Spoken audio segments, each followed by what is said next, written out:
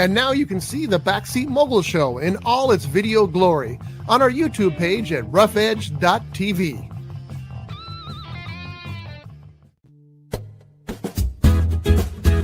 It's tiki time at Harbor Cove Cafe.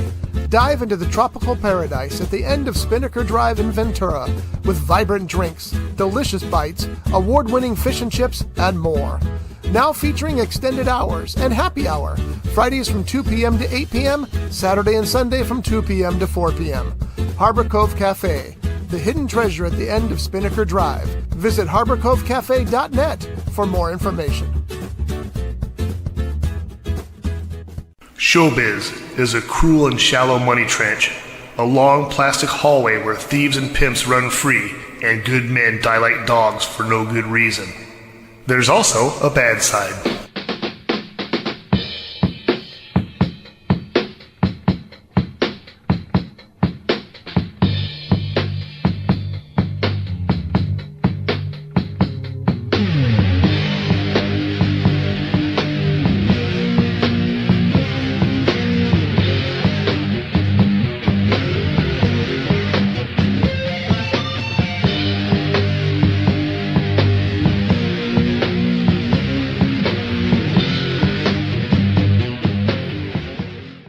As soon as I said again. Good morning. This is the Backseat Mogul Show live here on Rough Edge FM. I am R. Scott Bolton. I am the Backseat Mogul, and this is a show where we talk show business. As you may notice, we're losing some lights in here, so Johnny's not lit up. You're welcome. And but Johnny is sitting over there. Johnny, good morning. Good morning, Scotty B. So Jeff will not be joining us today. He has mandatory training at his job. We'll give him a pass this time. Wait, he's got a job? Yes. Oh, I should look into that. Yeah, but maybe show. I looked into it for about 40 years. I'm done with it. So, anyway, so we'll be talking about just as the general news, a couple of things we saw, some things that we want to hold off on until we talk to Jeff as well. But I do want people to hear about a certain movie, which I'll talk about briefly down the line. But first, it's time for the news. Let's talk some news here. Hold on. Let me fix this. Watch. Okay, so we have that, and we have. Hold on. This is where it gets entertaining, folks. This is production, live production here on your news in the background. See, pretty cool. So we're going to start today's news with the box office, just because that's at the top of the list that I've got here. 28 years later, $14 million opening day. That's pretty good for a horror film that's what is it, the third or fourth sequel to the in the 28th? I think it's the third. There was 28 days later, 28 weeks later. This is 28 years later. And the next one's 28 centuries later, and it has the Jetsons. Oh, thank God we won't be here. Those are good movies. Actually, I heard, I think it was yesterday. Someone said it just didn't hold up like the others did. Well, you have to also understand where we are in the world when it comes to zombie pictures. Mm-hmm. I mean, because there's just so many zombie stories out now that it's I'm kind of saturated with zombies is what I'm saying. So that doesn't help things. Apparently not. The rest of the world is not, because it's going to gross about $30 million this opening weekend. So they're not complaining too much about that. But let's see what the reviews are. 90% of the critics, John, like that movie. So I don't know who you were listening to, but they must have been part of that 10%. 90% gave it good reviews. Only 67% of the audience, however. So, and I can tell you exactly why that is. It's not a happy movie, no matter how you look at it. Have you seen it? I have not seen the new one, no. And I'm hesitant because, again, I'm down on zombies. I'm just fed. I'm just fed up is no wrong word. I'm just sick of them. It's like superheroes. Enough already. I got burned out on The Walking Dead long time ago. Well, see, that's one of the problems. Maybe 4 years before it ended. And how many Walking Dead series are there now? It's like 4 or 5. Yeah, it's like, no, I'm done with it. It's like too much. And this is my problem with 28 years later. The same thing. It's like even though Danny Boyle is a terrific filmmaker, Oscar-winning filmmaker, but I'm just kind of done with zombies. Like I'm kind of done with superheroes. Now, that being said, if there's a really good superhero movie out like Thunderbolts, okay, I'm in for that. And this is supposed to be a really good zombie movie. So, there is that as well. But it doesn't really matter what either one of us think, because why? It's going to make $30 million opening weekend. Oh, yeah. Now, the sad news is that Pixar's new movie may be the lowest debut that Pixar's ever had for a movie. I don't know which one that is. I know they got a new one, but there's so many animated things out. I don't know which one's Pixar. Pixar is the big Steve Jobs company. They were bought out by Apple, and I think Disney owns them now. I know that, but I don't know which movie it is. Well, you didn't say that. You said which Pixar. Oh, I said. Confusing me now. Oh, yeah. Elio is the name of it. I can tell you that Jeff will do a full review on it soon, but he saw it this week with his daughter, and he said it was way better than he expected it to be. And honestly, I've never seen a bad Pixar movie.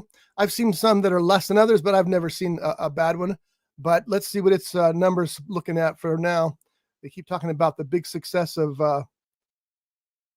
another 28 years. $9 million on Friday, so they're thinking maybe 29 million if they're lucky for Elio, which is sad because it's probably a good feel-good movie, But that's where we're sitting there. Element, that's something else there. I figured a lot of kids would be dragging their parents to that, or their parents would be dragging their kids to that, just so they can have a babysitter. It is a babysitter movie, that's for sure. But I think I always talk about how important titles are. Mm-hmm. I'm not sure Elio is a great title. Doesn't tell you anything about the movie. No, it doesn't. And I'm not saying you need to do what Disney did with The Great Mouse Detective, which is a terrible title. Yeah. Ended up being, kind of a cult following, what have you. But the original title was Basil of Baker Street. That's way better title. And it would have told you more about it. Basil of Baker Street. Okay, so we know it's a mouse because it's an animated movie. We see his picture. Baker Street, it's where Sherlock Holmes lives. Mm-hmm. So you would think that they would have stuck with that. But no, they wanted to make it clear and simple. So they dumbed it down to The Great Mouse Detective. And I'm sure they're trusting the audience to know what Elio is. But I thought when I first saw the title, I thought, it doesn't really work for me. And here's a review right here. Pixar's best original since Coco. That's no faint praise. And I'll tell you I never saw Coco. My favorite story about Coco. Coco's a delight. It's just a delight. My favorite story about Coco is that it hit China. And, any film that goes into China has to be cleared by censors. So, and one of the things they can't have in it is they can't have anything spiritual or about God or about death, the afterlife, that kind of stuff. But the story is, and I don't know how true it is, but I love the story so much I keep repeating it, is that the censors watched the movie and they were so touched by it, they cleared it anyway with tears in their eyes.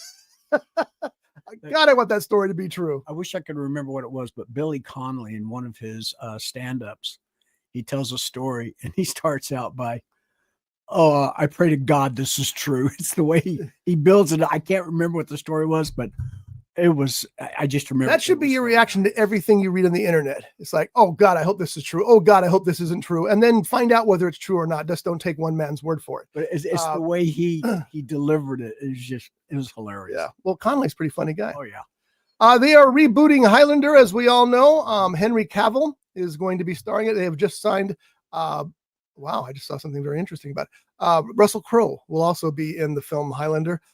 It is a script by Michael Finch, and apparently director of John Wick, Chad Stileski, is handling the remake. So that's exciting news. I'm looking forward to some John Wick style action in a Highlander film. Does it say who Russell Crowe would be playing? It does not say it. The Oscar winner is set to play Cavill's mentor in a variation of the part played by Sean Connery. Oh, because Sean Connery's not, he just doesn't have the chops he used to these days. Yeah, that's true. Yeah. So Ramirez. He'll play Ramirez. I guess so. Yeah. If they stick with that name, who knows what they're going to do? Sean Connery played Ramirez in the original. Yeah. Okay. Well, that makes sense then. So Russell Crowe, I think Russell Crowe is a good choice, by the way. That works pretty good to me. Let's see. There's that. We did that. Let's talk about Sinners. This is going to be on Max starting July 4th. If you haven't seen that yet, it's one of the best movies of the year by far. It is, and I'm going to have to see it again simply because I could have swore both. It's a spoiler. I've seen it twice. And the second time I was looking for that, and it's very clear. We're just idiots. Oh, okay. Then So, you know what I'm talking I know about. exactly what you're talking about, and it's very clear. So you'll see that and you'll know. John Bernthal is joining Tom Holland in Spider-Man Brand New Day. Of course, he's playing Punisher. He is one of the top 2 Punishers of all time. Really, it's really a tie for first place with John Bernthal and the guy whose name I've forgotten, but he did a standalone Punisher movie, and he was amazing. Yeah, I know the one you're talking about. Well, there was a couple He'd guys since that did passed Punisher. away. This He guy did? since passed away. Yeah. Because the guy Warzone was the name of the movie. Punisher Warzone. because there was another standalone Punisher, an actor played Punisher. Yeah, he was good too. This one, Punisher Warzone, was I just had his name here. I swear I did. I didn't realize he passed away.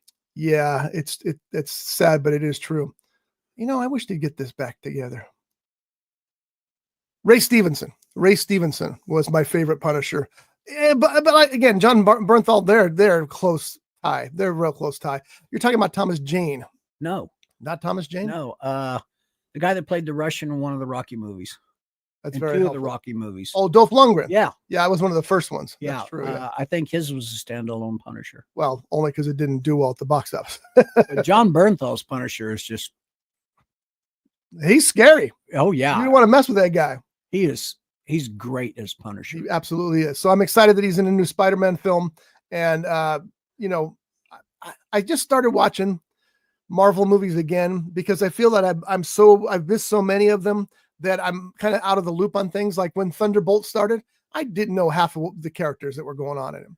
So I started watching him again. I'll get caught up because I want to get caught up for the Spider-Man, which, by the way, are Tom Holland as Spider-Man are terrific. So that is. Now I had heard that, and I'm glad it didn't happen. Maybe on the next one, that there's going to be a different Spider-Man. So I'm glad Tom Holland is reprising the role because he is very good as Spider-Man. Yeah, they're not replacing him until his movies stop making money, and they're making huge. The Spider-Man movies are probably the biggest movie after the Avengers, which has Spider-Man in them, right? Yeah. Yeah. So they're going to keep things on par as long as they can. Trust me on that. James Gunn's Superman movie is tracking for $135 million opening in the box office. That's pretty darn good these days. It's a very expensive film.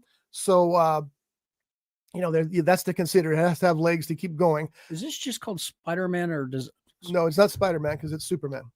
Oh, I had the S right. Yes, you did. And I had the man right. Yes, you did. Is it Superman? Just Superman. Just Superman. Okay. Just Superman, because they're starting fresh again. I'm hoping we don't have to go through the origin story one more freaking time because we all know the origin story. Just get into the action, Matter of fact, it should start out. You already know the origins, and then get into exactly something like that. Yeah. It looks terrific. It looks like a ball. Every time I see a new trailer, it's like, wow, that looks really cool. So I'm very much looking forward to it. There are some people who are Zack Snyder fans and think he should have been the one to do the Superman movie, and they're talking about review bombing it. So if you see bad reviews, especially on some place like Rotten Tomatoes, don't take them to heart because it's just what do you call it? Corporate warfare. That's basically what it is. So their keep version that in mind. of clickbait. And it could be bad. Yeah. No, it's not their version of clickbait. Okay. It's their version of having a movie that's got 103% critics likes and 2% audience likes because this team is going and giving bad reviews on purpose without even seeing the movie. So it's not really clickbait, but it's just snotty is what it is. Just snotty. Mindhunter, the Netflix television series that was so good. The star was Holt McCallany. They've been trying to get it going for another season, but David Fincher is a busy man. I mean, he's directing the new Quentin Tarantino script with Brad Pitt. He's got all kinds of other things in the works. But now they're talking that Mindhunter might return after all, but instead of a continuing series, it'll be 3 movies. Which I think is a good idea, a good way to play things out. So I hope that happens. Holt says that it might. There's no promises at all, that nothing's in stone yet, but I think that would be a good way to go. Did you ever see Mindhunter on Netflix? No. Oh, it's so good. It was very good. All right, let's see what else we got going on here. Doctor Who showrunner says we don't know what's happening yet amid uncertain future, but insists series will never end.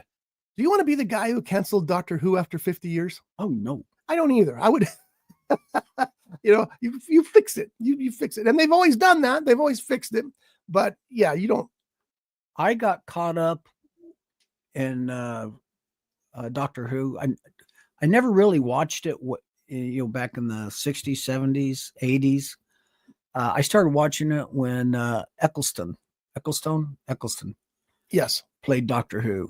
And I think he did it 1 or 2 seasons. And then when I really, really got into it was when David Tennant took over. And that was, I think, probably his highest point at that with David Tennant. And I will never forget how his tenure ended. Well, don't tell us because that's a spoiler alert.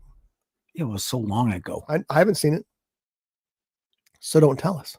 Well, let me guess. He woke up and he was in Quantum Leap. No. That's just a guess. All right, moving on before John ruins it for everybody. As you know, he loves to do that. Anyway, that's, I believe, the 2005 series. Could be wrong on that. I think that was the highest point for that series by far. That's really when things took off. David Tennant was fantastic. Now, he reprised the role a few times or a few episodes in the different incarnations. Oh, yes, of course. Yeah, that was always a good guest starring thing, and it was always boosting ratings for it, too. And as Doctor Who. Yes.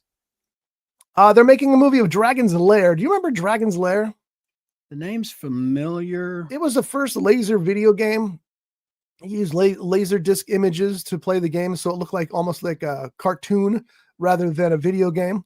And you got to remember when you'll know it if you saw it. Trust me. You got to remember back then we were looking at pixels of things. You couldn't, there was a group of pixels shaped vaguely like a man, and that was your video game. And then you walk in one day and there's this animated game which literally played clips from a laser disc. Oh, it's not a laser disc, some kind of disc. And so it looked like you were watching the game as much as you were playing the game. And it was hugely popular. Well, they're making a film version now. And does anybody, you don't remember Dragon's Lair, no. But you don't remember what you had for breakfast. So I had breakfast. They're making a film version of it with Ryan Reynolds as the star and for Netflix, apparently. So now, we'll folks, see. I don't think he's going to go in as Deadpool. No, he absolutely will not. But what he will do is he'll have that attitude, and that attitude sells tickets because he's a very funny man. Has he ever done a serious role throughout a film? Oh, I'm sure he has. I can't think of anything. Everything I've seen him in, it's been a different take on comedy. And I know he's done those sitcoms, but that's kind of sitcom. Yeah. Tells you a little bit about it. Here's the thing. Ryan Reynolds is smart. Yep. And he might have stayed away from drama just because he knows that's what they want the comedy from him. But let's take a look and see it. We'll look at his film list right now. Where is see all? I really wish they would do this better. Okay, so here we go. Deadpool, Wolverine, Stray Kids, Chick Chick Boom, If, Ghosted, American Auto, Spirited, Bullet Train. Oh, he was just briefly in Bullet Train. The Adam Project. Oh, that's not a comedic role. So there's the Adam Project. What else? Red Notice is an action adventure thing, so that probably doesn't count. I think the Adam Project might be the closest. That I enjoyed that one. Oh, wait. Six Underground. Yep, that's another action movie that he was in. So, he's done a couple of action pictures. I'm trying to find something straight drama that he did, and I don't see anything here. Doesn't mean he didn't do it. Right. Oh, there it is. Family Guy. Hitman's Bodyguard. He's so funny in that. Yeah. So anyway, I'm not going to go through all of his films here, but there are at least a couple action movies that he's done that he's been good at. And of course, they're like the Schwarzenegger movies. They've got the little jibes and what have you in them. So that's that. Let's go on to see if we had any other news. Not there. Well, this is interesting, especially for the anime people. K-pop Demon Hunters. It's a high concept tune that is as catchy as the Korean music phenomenon that's inspired it. I know that most people don't follow K-pop, but K-pop is getting bigger and bigger and bigger every day. Devin's wife, Letitia, she loves it. Devin likes a lot of it. And there's a lot of people who will watch this. So this is actually a decent idea. I don't know where it's at right now, though. I don't know what network it's on, but that would be something worth watching if you're into K-pop for sure. What else have we got here? Rebel Wilson on working with Robert Pattinson's Batman stunt coordinators. On Brightheart. Brightheart is out this weekend too. That looks like a pretty funny movie.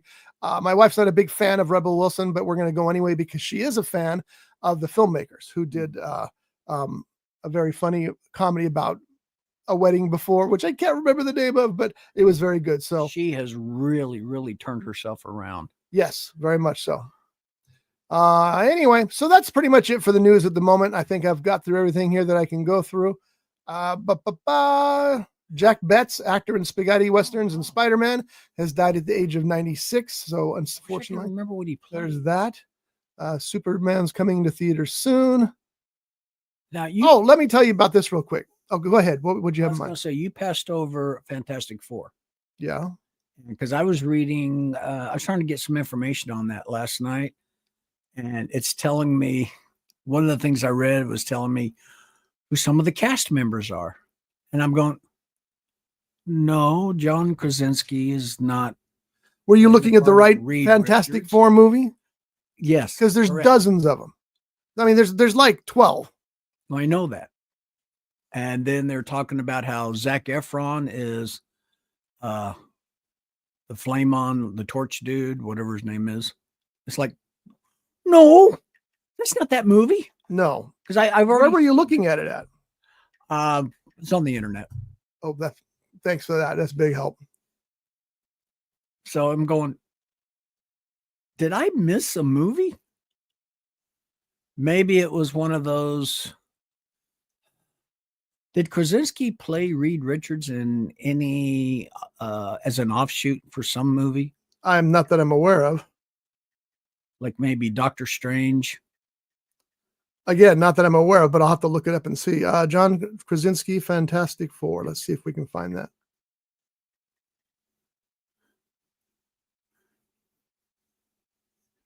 Well, it came up, Fantastic Four First Steps, which is a new movie. Yeah. And here's a Movie Web reports why John Krasinski won't be cast as Reed Richards again. So apparently he was in a version of that.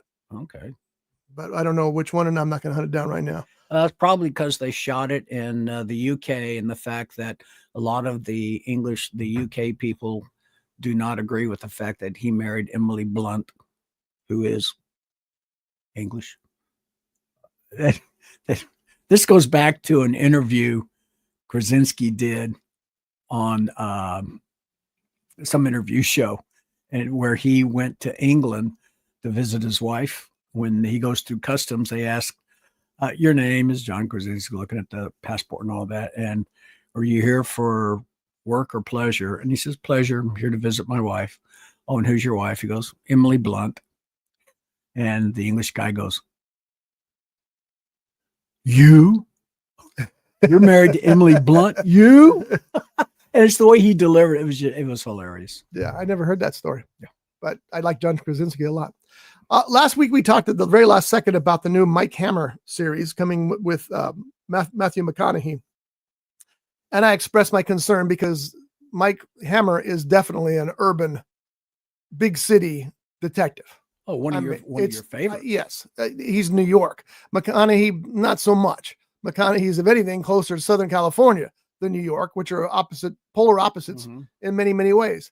I have a little better feeling about it now because I didn't realize that it's not a standalone Mike Hammer series. It's the next True Detective series for HBO. Oh. So now I'm like, oh, well, they've done some serious work and produced some serious acting talent. Jodie Foster, I think, won the Emmy last year for True Detective. And of course, Jodie Foster should win the award for everything she ever does.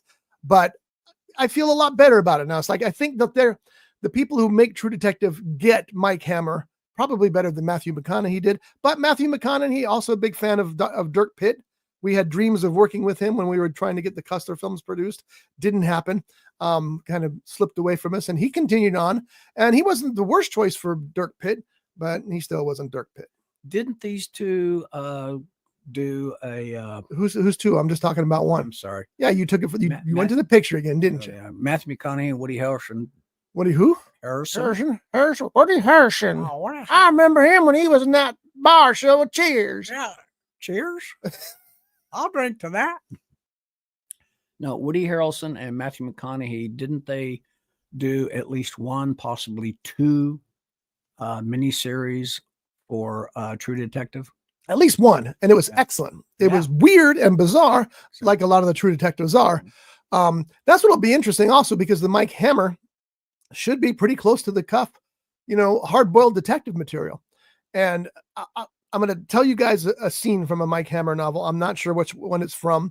I believe that the book they're working with for the True Detective series is written by Max Allan Collins, who was a good friend of Mickey Spillane's and took over a lot of the Spillane's unfinished books and finished them. He's very, very good author. But anyway, the story in one of the Mike Hammer books written by Mickey Spillane, you have to understand that it's the 40s and 50s. And here comes this detective who's violent, foul-mouthed, drinks all the time. Nobody'd seen that before. It was something that was entirely new. Mickey Spillane was the best-selling author in the world for decades. Sold like 100 million books. It's insane. But there's a scene in the book, and this will give you an idea of how brutal Mike Hammer is. He gets called to this shed, and he doesn't want to go in the shed because he doesn't know who's in the shed, but he's looking for clues and he needs to go in the shed. So he opens the door and he goes in the shed. Well, there's 3 guys in the shed, and they start beating him up. Well, he can't take 3 guys. He's trying, he's holding his own, but he can't. So he decides he's just going to start flaying out with his fingers, hoping to catch somebody in the eye. So he's flinging his fingers out. Well, he doesn't catch an eyeball, but he catches, his finger goes in a guy's mouth. And when he feels his finger, because he can't see, it's dark in there, right? He feels his finger slide in that guy's mouth. He hooks it and rips it. And the guy screams, and all the bad guys run out and take off, and Hammer's all beat up. So a little later on, Hammer's waiting at the hospital, and he's waiting for somebody to come out who's got bandage on their face. So he's waiting, and he's waiting, and he's waiting. Here comes a guy with a bandage on his face, and he's about the same size as Mike Hammer. So Hammer goes, "That's my guy." So he starts following him in the car. So the bad guy's driving his car. Hammer's following him in his car. Again, it's in New York City. They keep driving so far, they're out in the middle of like the farmlands, right? Hammer forces his guy to the side of the road, gets out, pulls him out of the car, starts popping him in the face, right where his jaw's been, his cheek has been torn wide open. He's popping him in the face, asking him who sent him and who did this. And the guy's not answering. So Hammer rips off the bandage, starts popping him in the face. The guy's screaming, blood's everywhere. He's still not giving Hammer an answer. So what does Hammer do? Starts picking the guy's stitches out. And you know what? The guy talks. So that's how brutal and hardcore the Mike Hammer stories are.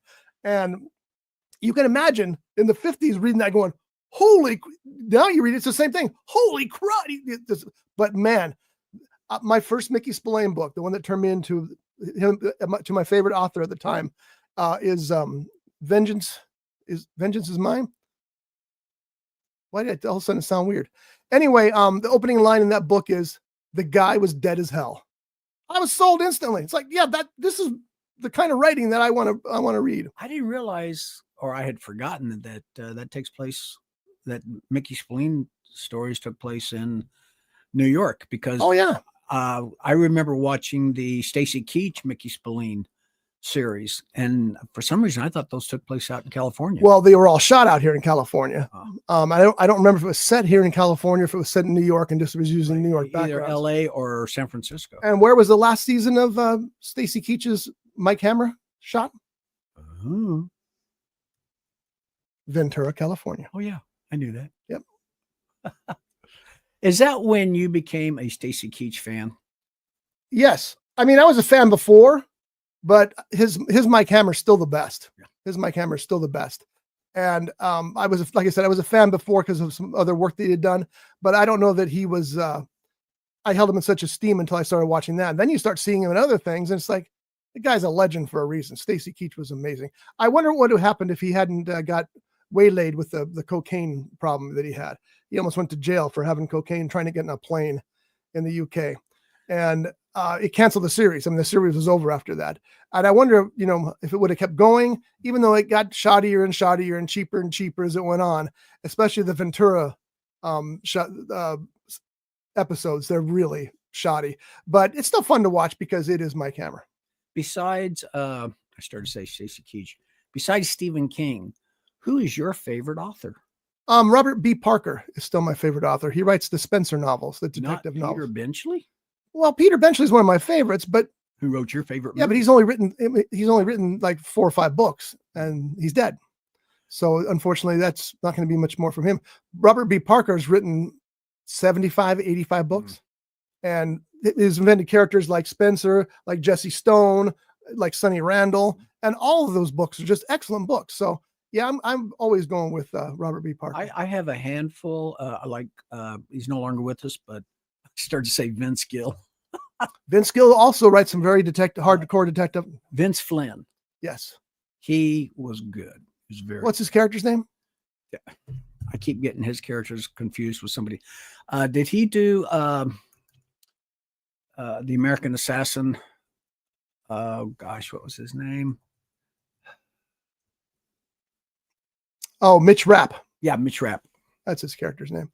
Now that's just one, and then there's Shelley likes the Vince Flynn novels too. I don't. I think they take too many shortcuts. And then there's Bradford. There's Taylor. There's a host of my favorite authors, but my ultimate favorite author is R. Scott Bolton. He's lying. And if you've got Amazon Prime, you go there and you search R. Scott Bolton author, and you're going to find a plethora. I said it again, a plethora of R. Scott Bolton books. And you missed Father's Day, but that's okay. You can always get a belated Father's Day gift for your father or grandfather or for yourself. And it's free delivery. The latest is Bowling Bag in the Backseat. And my favorite, as I always say, Dead Dick. And it's about a 1940s private detective who is in the nether. He's betwixt. He's in the betwixt. He's not betwixt. He's in the betwixt. He's betwixt. I didn't say bewitched. Betwixt. Exactly. Yes. And like I said, R. Scott Bolton, author, Amazon Prime, free delivery. Do it today. You should. You really should. Just because I need the money. There really is no other reason to do it except for the fact that I need the money. You need the money? Yeah. You're R. Scott Bolton? I am. What are the odds, right? I knew that. What are the odds? So anyway, I love to read. I'm reading. I just read. Let me get my one sentence straight, then I'll jump into the next. I just read a Swan Song that my son told me to read. He said it's a lot like The Stand, but it's different enough that you'll enjoy it. I loved it. I thought it was actually really terrific. It also was 920 pages. So it took me some time to dig through that. Ugh. And after the 920 pages, I decided it was time to cleanse the palate, and I'm reading a Clive Cussler novel that I haven't read. Which one? It's called Havana Storm. I think I saw that someplace. Where did I see that? Yeah, it's about 10 years old now. I'm way behind on the Cussler novels because I got a little bitter. I think I saw that in one of the thrift stores. I can't remember. Probably. Yeah, probably. Anyway, it's pretty entertaining stuff. Cussler had a very unique style of writing. I don't want to say a great style of writing, but his prose is what I call God prose, because in most books, you're inside a character's head. Mm-hmm. Shane thought she could do better than that or something like that. But in Cussler's books, he's telling you what every character is doing. It's almost like a screenplay. He's telling you what every character is doing in the same paragraph, and you follow it anyway. So it's kind of a masterful way of writing. It was funny because he always used to pride himself on dialogue. He said, "Oh, I write the best dialogue." It's like, no, your dialogue's pretty rotten. But I didn't tell him that because, at that time he was serving me tequila. But anyway, yeah, it was good. It was good tequila. Would you say his style of writing is very similar to Tom Clancy's as far as telling you this, that, and the other thing?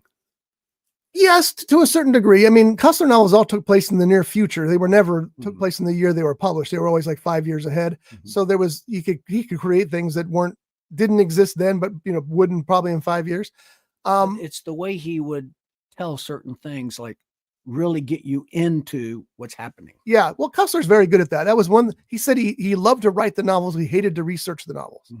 So that gives you an idea of what the work that was involved in there. But he's come up with some pretty bizarre scenarios. But that's what I love. Anyway, that's what I'm reading now. So there's that. So anyway, we're going to move from news to reviews, and we're going to talk in depth about one film, and I'll let John start with that one. And then we're going to hold the other one until I'm just going to tell you about it briefly until Jeff gets back next week. So give me 1 second here, and boom. All right, Johnny, How to Train Your Dragon live action.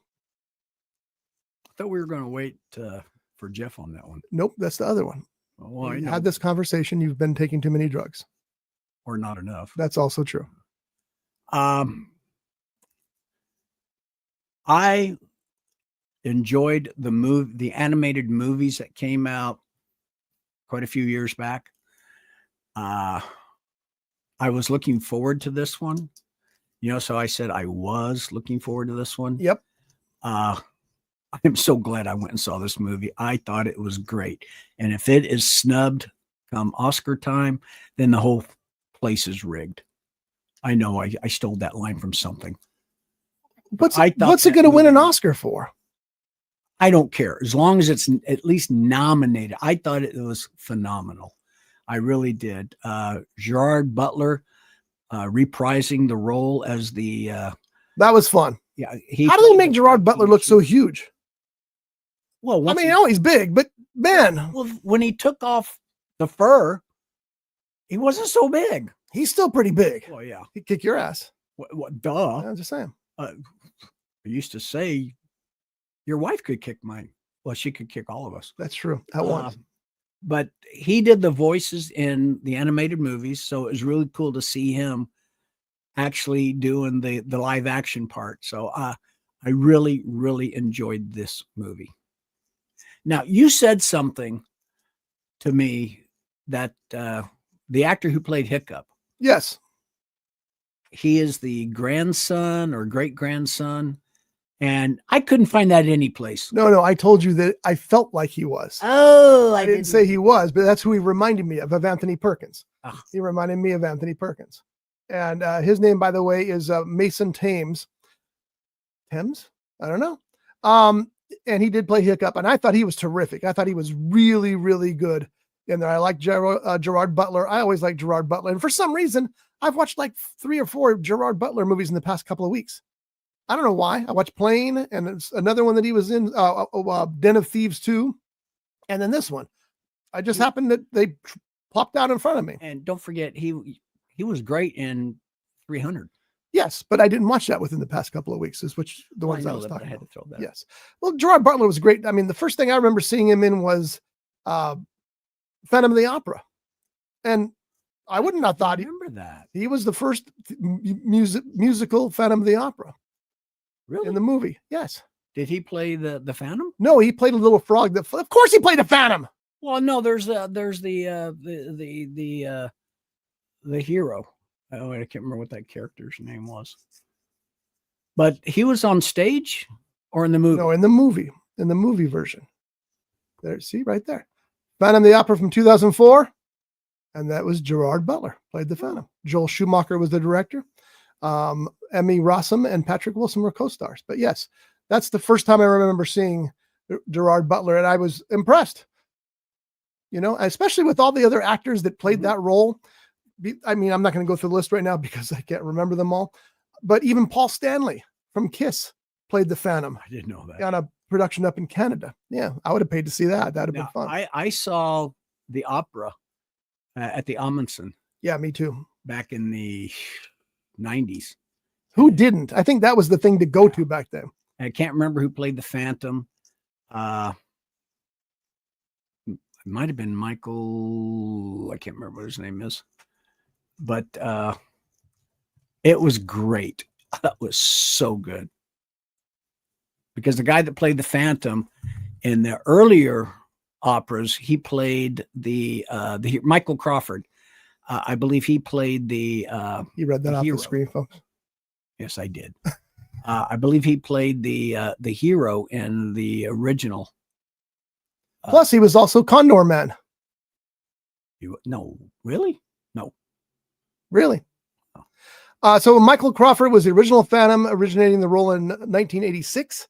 And I saw him in LA do that role. Howard McGillen, I don't remember seeing him. I'm just going to go through these names. I won't comment on them all. Raman Carmelu, Hugh Panero, Norm Lewis, Ben Crawford, Peter Policarpu, Earl Carpenter, David Thaxton, Laird McIntosh, Peter Jobeck. And like I said, I know Paul Stanley played it in at least one role in one performance. His name is not up there? Yeah. The actor who played Benson. Yeah, I know that. And he played him a lot, I thought. Yeah. And God, I can't remember what his name was. Robert Guillaume. No, was it? I think it was. It was Robert Guillaume. He was good. I saw him do that role as well, and he was terrific. He was amazing. Yeah, you would never have thought that. Yeah, you never would have thought that was the guy from that show. But yeah, he was amazing. Anyway, we were talking about How to Train Your Dragon before John took us way off down the wormhole, as he tends to do. Thank you. Thought it was just okay. I wasn't really looking forward to even going to it. The only reason I did is because I told Shell, I said, I kind of have to go see How to Train Your Dragon with John because he goes to see the 4.5 hour movies with me. So I drugged myself along. It started out pretty good. The middle part was dull as watching grass grow. I was like, I'm ready to go. But then it picked up, and there were some moments at the end, and everything at the end was pretty terrific. I did hear you chuckle a few times. Yeah. Oh yeah. It had its moments, but I'm telling you, that middle section was just dull. I was done. The big finale at the end. Here's the problem with that dragon movie. Mm-hmm. Those dragons would have toasted that entire village in seconds. There's no way a Viking with a wooden shield or a metal shield is going to repel even the dragons they show in the movie. They're not just shooting fire. They're laying down napalm. They're burning down houses in seconds. But hey, my shield's up. No, I ain't buying it. But now, I know you're supposed to believe it a little bit because it is a family film. It's designed for kids. It definitely was aimed for kids, hence John liking it. Yes, thank you.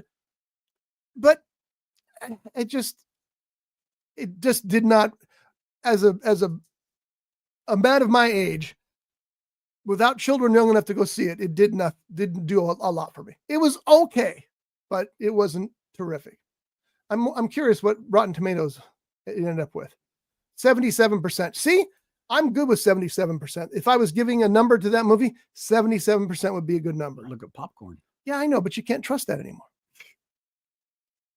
It is a crowd pleaser. I'm not doubting that at any second. It's just not my thing.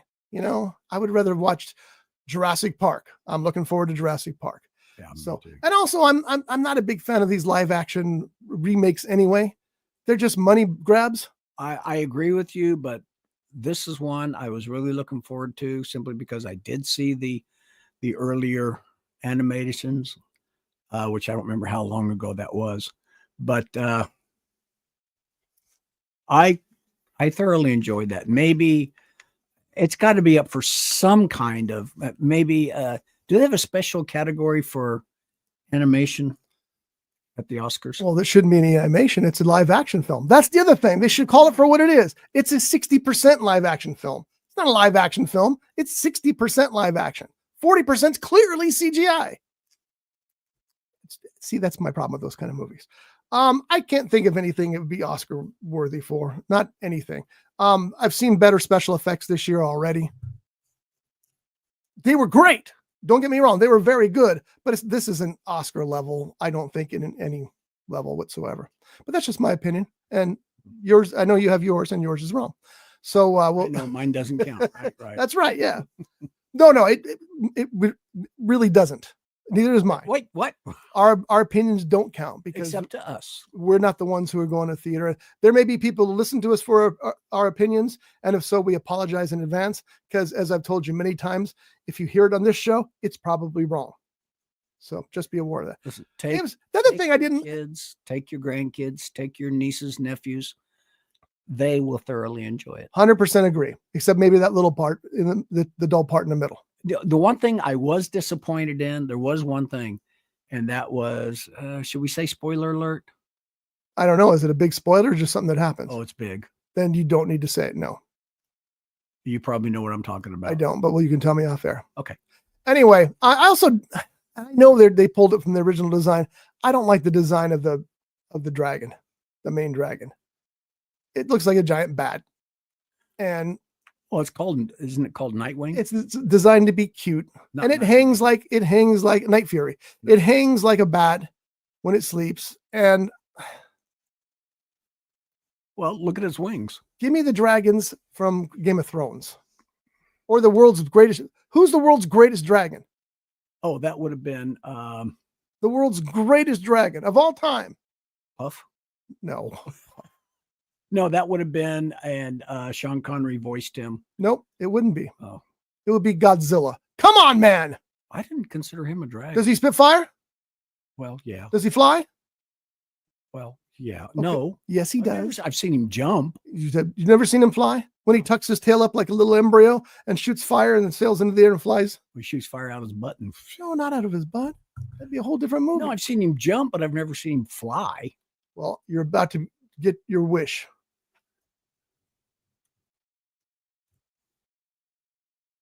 I don't want to play the video because it's got sound, but there he is flying. See, he flies. He's a dragon. Is that from? I don't remember that. Just saying. Okay. Best dragon ever. Okay, so the other movie that I saw this week, Johnny didn't get a chance to see it because his doctor was late. Was The Life of Chuck. And I'm not going to go into much detail about that because we'll talk about it more in depth next week when Jeff is back on the show. But I will tell you that it was one of my very favorite movies this year. 3 movies that I can think of this year that were my favorite movies were Sinners, Mickey 17, and The Life of Chuck. And I'll just tell you briefly, The Life of Chuck is based on a Stephen King novella. And if you think of the top 3 best Stephen King adaptations, you got Shawshank Redemption, you got Stand By Me, and you got The Life of Chuck, because it belongs in the top 3 there. Of all the Stephen King movies that I have seen, or of all the movies based on Stephen King work, my favorite so far is Stand By Me. It wasn't. Well, that's my point. So you jumped ahead of me on that. So let me finish my point. I'm sorry. Shawshank Redemption, Stand By Me, and Life of Chuck. What do they all have in common? They're not horror films. Oh, yeah. Everybody thinks that Stephen King only writes horror. He doesn't. He writes other things, and he's freaking brilliant. So say what you want about Stephen King, but he is one of the great writers of all time. And I'm telling you, this movie is, the title tells you what goes on in the movie. It's The Life of Chuck, but it's told in reverse order. It's kind of freaky when the movie starts and it says Act 3. Wait, the movie just started. Where's Act 1 and 2? Well, the book does the same thing. In fact, if I hadn't read the book, I might have been very confused. And I'll tell you what, I've never heard an audience talking so much during a movie. But the thing that was different here is they were all talking about the movie. They're all, wait, what? It's stunning. And it is a life-affirming movie. That's the term that many reviewers are using. It's a feel-good movie. It's a not feel-so-good movie. It's just brilliant filmmaking. Mike Flanagan directed this and wrote it for the screen. I think that Stephen King should get some credit for the screen writing as well, because sometimes Flanagan uses full paragraphs in the book in the descriptions. Nick Offerman is the narrator. Didn't expect to hear him, but he narrates the thing. And then it just tells the story in reverse and unfolds and I guess refolds is the word for it, because it's going backwards. Mm-hmm. Man, it is just terrific. But I want to ask you something about, show you a couple of things. Let me show you the poster first. There it is. There's Life of Chuck. And you can see some of those reviews. An absolute miracle, a masterpiece, an emotional epic. It's a wonderful life for today. That should tell you all you need to know right there. Truly profound and magical. One of the most profoundly beautiful films ever made. All those things are true. It is that good a movie. Now, I want to ask you if you can tell me who this guy is.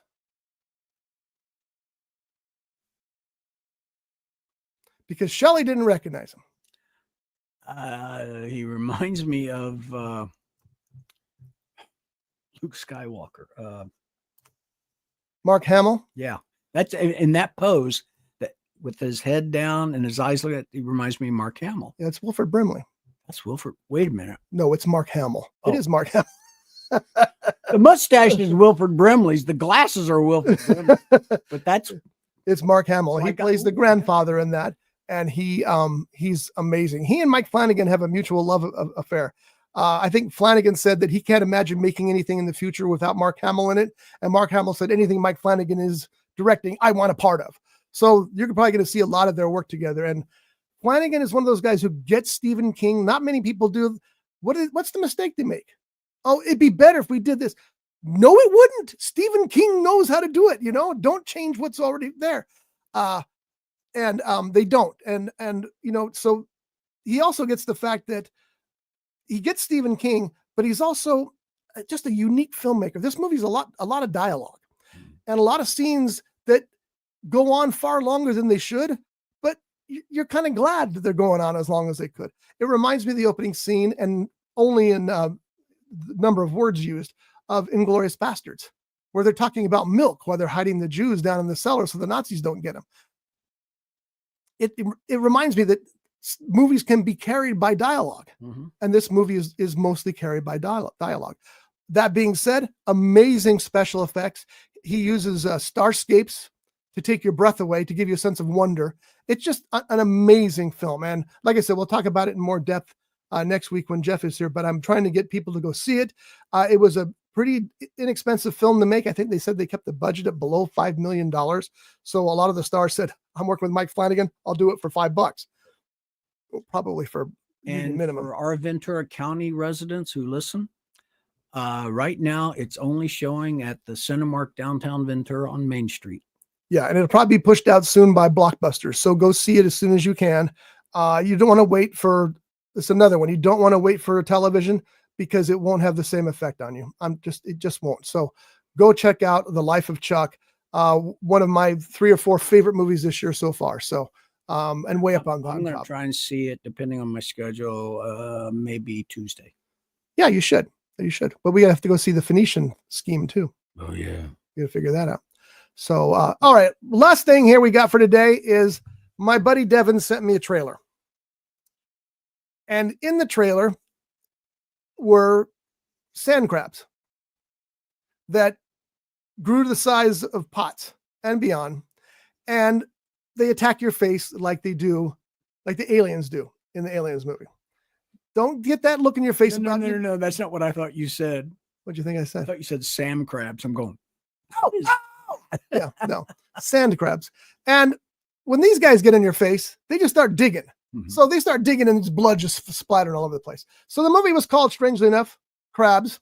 And I think it's from 2019, if I remember correctly. And something happens to the sand crabs and they became these horrible beasts. And I had a picture of their mouth here somewhere, but I guess I forgot to put it up here. But they have these vicious teeth and a vicious mouth and vicious claws, and they just eat everything in their path. So they're killing everybody in this small town. And this one, our star is wheelchair bound because he's had an accident or something. His legs don't work, but he creates, because he's a genius. He and his girlfriend are both geniuses. He creates one of those mobile machines like they had in the Alien movie so that he can fight the crab. The difference is they're kaiju sized. If you look at a picture of that on the poster there, those are giant monsters. The one, the silver one is the robot that the kid built. The other one is the king sand crab. And he's going to battle with the king sand crab. So you've got kaiju, you've got horror movie, you've got blood and gore everywhere, lots of naked women in it. It's the kind of old horror movie that they made for running through theaters like a grindhouse kind of thing. It was a lot of fun. It's got 80% good reviews on Rotten Tomatoes. Why? It's not a good movie, but it's a fun movie. You know, you're just entertained by it. And you can watch it on Tubi for free, which is where I watched it. Because I told Devin, I said, okay, I got to see that movie. Where's that trailer from? He goes, oh, the movie's on Tubi. Okay. So I watched Crabs. It was very entertaining. Have you got something next week for Is It As Bad As They Say It Is? I may not be here next week. So if that's the case, No show next week. no. If it's not the case, then yes. Because I do want to talk about Megalopolis, which we will talk to. But I want Jeff to be here because he knows that I waited a long time to see that movie, and finally was able to find it. And he saw it in theaters, and we need to discuss it and see what our thoughts are. But that's all I can tell you at this point. So that's pretty much it for this week's show, folks. Thank you all for listening. Thanks for watching. Please go see Life of Chuck. If you get a chance, you'll be glad you did. I promise you. It may be a little confusing unrolling backwards, but it all comes together at the end because Stephen King and Mike Flanagan work perfectly together. Flanagan's currently at work on the Carrie miniseries. And I was a little disappointed that he chose to do that. I would have rather he chose something that was new and fresh that hadn't been done before. I mean, Stephen King may have enough to choose from. You think? But the more I hear him talk about Carrie, the more excited I am. He's going to be doing some very interesting things with Carrie. So that will be worth checking out as well. You know, when I think back to the original movie of Carrie, some of the actors that were in that weren't big names back then. Sissy Spacek was a perfect example. John Travolta. William Katt. That's right. Yeah. Well, and I can't remember the actress who played the teacher. I think she ended up, she might have ended up on 8 is Enough as one of the mothers, the first mother. I can't remember. Let's see if I can get a cast list here. There we go. We'll look at Wikipedia. The cast was Sissy Spacek, Amy Irving, William Katt, Nancy Allen, John Travolta, Betty Buckley, PJ Souls, Piper Laurie, Edie McClurg. There's some good names in that movie. And it was a good movie too. Who was the director on that? Not me. Brian De Palma. Oh, there you go. Yeah, that tells you a lot right there. Anyway, good stuff. And if you haven't seen Carrie, the original, check it out. It's good. Better yet, read the book. The book's amazing. I can't remember if I saw the remake or not. I can't either. And that may tell you something about it. It may tell you that we just didn't see it, or we may tell us that it's not that good. Yeah, it could be. We don't know. So, all right, folks. So maybe we'll see you next week. Depends what's going on with my weekend. And if not, we'll see you the following week for sure. So until then, sit down at a movie theater and watch a movie. Go, just get in the car, go down there, buy tickets to Life of Chuck, and get yourself some popcorn and a soda. And I know it's expensive, but it's an experience that you can't beat. You really can't. And if you don't go see Life of Chuck, which we really hope you do, go to your mom and pop theaters. Go to the walk-in movie theaters. They're out there still. There's one up in Bishop right now that is an independently owned movie theater, and they do a pretty good job up there. They always have first-run films because they're basically their own district. So, you remember that one that was in Westlake Village that Bert used to go to? Yes. I wonder if that's still there. I think that it is. And that's pretty much a movie town, though. Yeah, but wasn't there a mom and pop in Camarillo? Yeah, it's not open. It was a Regency, actually. It wasn't a mom and pop, but it hasn't reopened yet. Yeah, they played art pictures there usually. Oh, okay. And they haven't reopened it, which is too bad. And you know what else I miss? Jaws Revenge. Speaking of that, we didn't talk about that. No, but we will. That's the last thing I was going to talk about today. I was going to say, did you watch it last night? Did I watch Jaws last night? It was on NBC. Oh, no. Oh, no, I'm not blasphemous. I'm not going to watch it every time it's on. And I got plans to go see it August 29th, the week of August 29th, when it's back in theaters. But I did get my Jaws popcorn bucket. That's what Johnny's referring to. We went to the theater. They had 2 versions of the bucket. The first one was just like a modern poster kind of thing of Jaws, which was cool. It almost looked like a beach bucket. Yeah, well, it's what it was. Is a pail. It's really a metal pail. And the second one, though, was the sign from the movie where the teenagers have graffitied it. So the woman's eyes, who's laying on the raft, they're all big, and she's saying "shark," and it says "Welcome to Amityville's 50th anniversary" or something like Amity's anniversary or 4th of July party. And It was $18 with a free filling of popcorn. I had to get it. I did get it. I'm a member of the movie club, so I did get 20% off that. So that was okay. And Johnny asked afterwards, can we get a refill on this? And they're all, no, we don't. All we refill is the extra large. And I'm thinking, I just paid $18 for a bucket of popcorn, and you can't give me a 69-cent refill? And I could have swore when we looked at the sign, it said refill. And I guess I misread. Did you look for that sign? Well, no, when we should have looked for that sign. Oh, yeah. Instead, we took the manager's word for it. Yeah, that's true. No, we don't know that. Okay. All right, folks. We'll see you next week or in a couple of weeks. Until then, go to the movies. And Life of Chuck. Yes, especially. And Amazon.com for our Scott Bolton books. That's also a good idea, as a matter of fact. Brought to you by The Grape, Ventura County's premier jazz venue and cocktail lounge, located at 2733 East Main Street in Ventura. For menu and music schedule, visit them online at thegrape.club. This has been a Rough Edge Studios production.